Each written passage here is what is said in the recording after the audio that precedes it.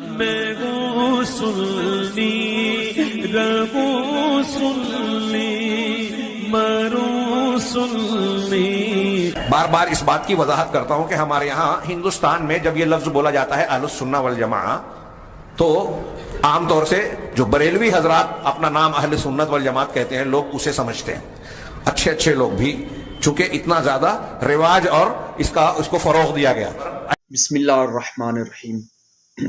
بھارت کے اندر اصل اہل سنت جو ہیں وہ بریلوی مکتب فکر جو ہیں وہی ہیں، اور یہ جتنے بھی ہیں یہ اہل حدیث کے یا اہل دیوبند کے، جماعت اسلامی کے، تبلیغی جماعت کے، یہ سب کے سب ادھر 200 سال کے فرقے ہیں۔ ان کا پہلے کوئی وجود ہی نہیں تھا، جس سے آپ کا ان کی وجود نہیں تھا، کیا اس کے اوپر کیا دمداری ہے بات میں آپ کی؟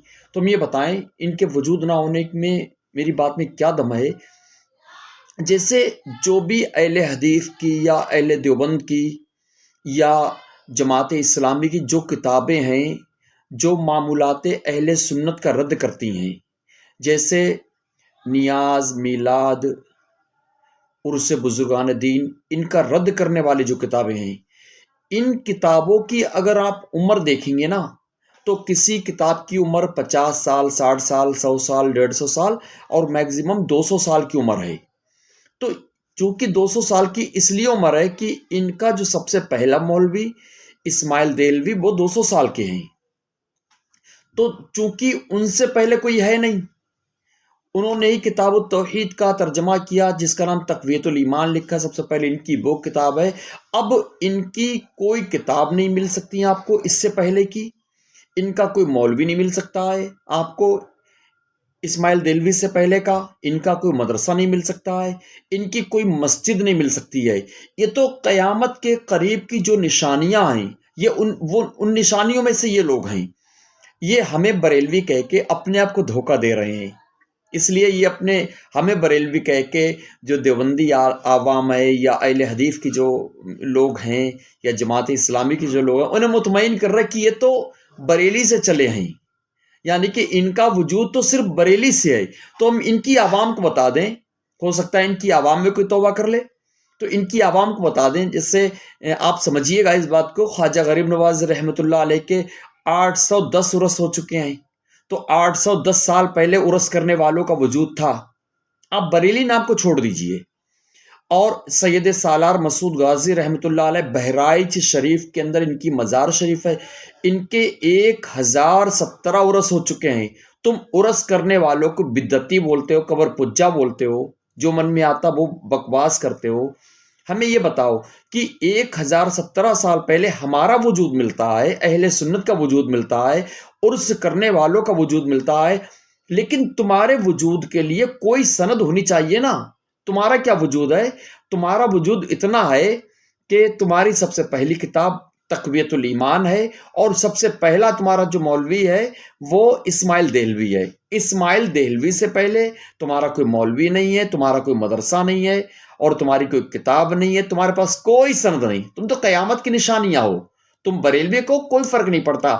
ہم بریلوی اس لیے ہیں کہ اعلیٰ حضرت رحمۃ اللہ علیہ ہمارے امام ہیں، ہمیں ان سے محبت ہے، اس معنی کو اگر ہمیں بریلوی کہتا ہے ہمیں برا بھی نہیں لگتا ہے، لیکن اصل اہل سنت و جماعت ہم ہی ہیں۔ اس کی دلیل اور سند سے آپ اپنے دل کو مطمئن کر لیں، میرے پاس سند ہے اور تم بے سند ہو۔ تم کیا بے سند ہو؟ جس سے ہم بتائیں کون کون تم سے مراد۔ کوئی برا نہ مانے میری بات کا، اگر کسی کو لگتا ہے تو میرے سوال کا جواب دے۔ جیسے کون کون بے سند؟ اہل حدیث والے، دیوبند والے، جماعت اسلامی والے، یہ جو تبلیغ کرتے گھومتے، مطلب تو یہ ان کا تبلیغ کرنے والوں کو بھی اصل مقصد نماز نہیں ہے، اصل مقصد عقیدے پر ڈاکہ ڈالنا ہے۔ تو یہ جو ہے نا، ان کا وجود صرف اور صرف 200 سال سے ہے۔ ہمارا وجود دیکھو نا، کتنی کھلی کتاب ہے، 1017 عرس سید سالار مسعود غازی رحمۃ اللہ علیہ ہو چکے۔ اعلیٰ حضرت رحمۃ اللہ علیہ کا مسئلہ تو ان کے تو اعلیٰ حضرت رحمۃ اللہ علیہ کے عرس شریف ہوئے ہیں 100 سے کچھ زیادہ ہوئے ہیں۔ تو اب یہ سمجھیے، اس سے پتہ چلا کہ ہمارا وجود ہے، آپ کا کوئی وجود نہیں۔ آپ قیامت کے قریب کی نشانیاں ہو، اور اس کی شروعات اگر اعلیٰ حضرت نے کی ہوتی میلاد کی شروعات اگر اعلیٰ حضرت نے کی ہوتی، سلام پڑھنے کی شروعات اگر اعلیٰ حضرت نے کی ہوتی، تو سید سالار مسعود غازی رحمۃ اللہ علیہ کے جو 1017 برس ہو چکے، تو اس ٹائم پر تو اعلیٰ حضرت پیدا بھی نہیں ہوئے تھے، تو اس میں نیاز، میلاد اور سلام کس نے پڑھا؟ سب انہی لوگوں نے پڑھا جو 1017 سال پہلے تھے. اور جو آج کو اہل حدیث بنے گھوم رہے ہیں، ان کے بھی اگر باپ دادا پردادا کو دیکھیں گے سب اہل سنت تھے، یہ تو اب بگڑے آ کے. تو اللہ تعالیٰ میں اسی پر قائم اور دائم فرمائے اسی پر زندگی، اسی پر خاتمہ نصیب فرمائے اور بھٹکنے بہکنے سے بچائے. یہ تو حدیث پاک میں آتا ہے قیامت تک ایک گروہ جو ہے وہ حق پر رہے گا، وہ اہل سنت ہے. اور وہ اہل سنت، اب یہ لوگ اپنے آپ کو اہل حدیث، اپنے آپ کو اہل سنت کہہ رہے، دیوبندی اپنے آپ کو اہل سنت کہہ رہے، اور جماعت اسلامی اپنے آپ کو اہل سنت کہہ رہے. تو یہ اہل سنت کہنے سے ان کا کوئی وجود ہی نہیں ہے. یہ اہل سنت کہاں سے ہو سکتے ہیں؟ اگر یہ اہل سنت ہے تو بتائیں کہ یہ یزید سے محبت کیوں کرتے ہیں؟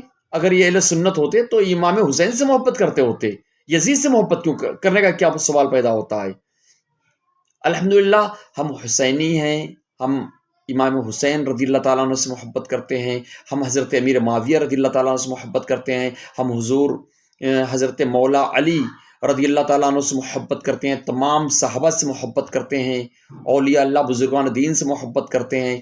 تو ہمارا وجود ہے، ہماری اصل ہے. یہ تو بس ایک طریقے سے بہکانے پر تلے ہوئے ہیں، قیامت کے قریب کی نشانیاں ہیں. یہ مطلب ہم ان کو سمجھائیں اور یہ سمجھ جائیں اور یہ 73 فرقے ختم ہو جائیں، ایسا ہو ہی نہیں سکتا ہے.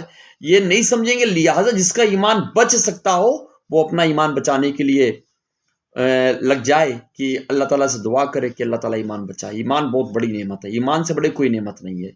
کلمہ پڑھیے لا الہ الا اللہ محمد الرسول اللہ صلی اللہ علیہ وسلم.